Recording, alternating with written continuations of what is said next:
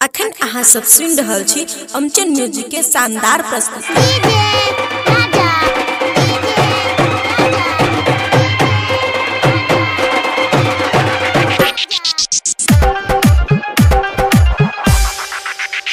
सैया जारा में खरा कके कोरेला सखी पलंग पलंग जे कोरेला।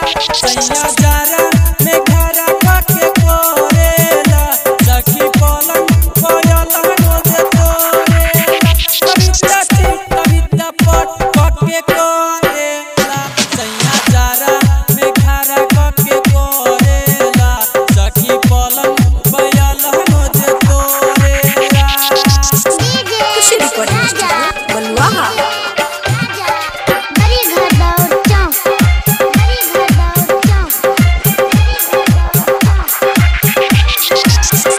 सखी सैया से केतनो हम कहिले हमर दर्द नहीं उता बुझेले।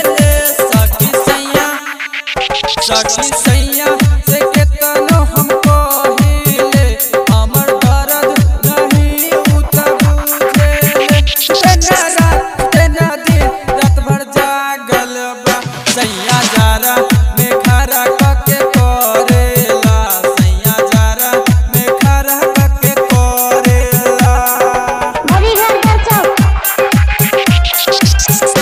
इहे जारा में लागता कि